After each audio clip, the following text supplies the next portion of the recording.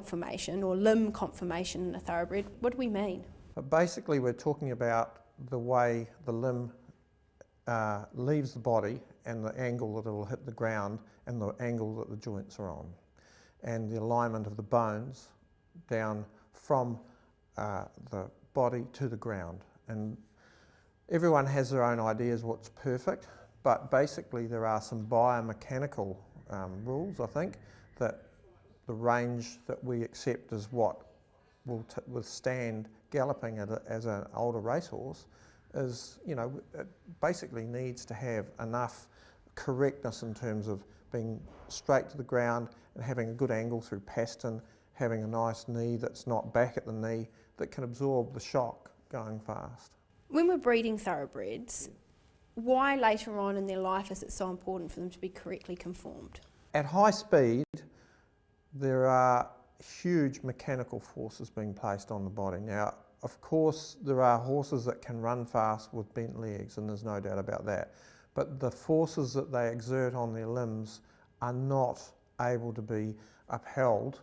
so well as they are in a well-conformed horse. The idea being that if you're going and you're looking for the correct horse and the best type of horse, is that it has all its bones in a line and has good angles for those forces to be absorbed, and hopefully to be longer, that will last as a sound racehorse. We know that when we're taking young horses to the sales, they're having to be x-rayed.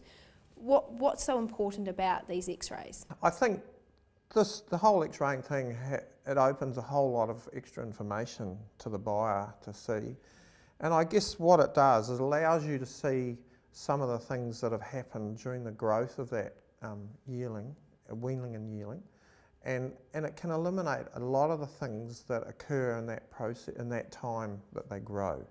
so that you may perhaps be buying a horse that has an OCD or a problem that has come out of growth. There are other things that you can assess through x-rays, and I think the importance of the strength of the sesamoids and the relative strength that you can tell in things like the knee,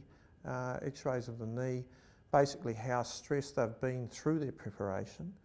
and looking at the quality of that bone is really important. Do you think there's different ways to manage horses that will go on to the sales and others that perhaps need a little bit more time? Absolutely, and I think every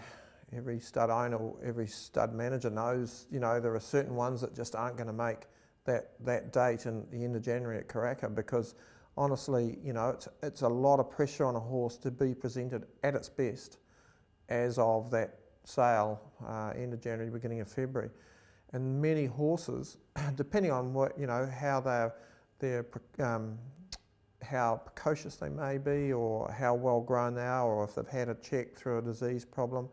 some of them are just unable to look their best at that time, and many people will market them in a different way, and I mean that's common sense really.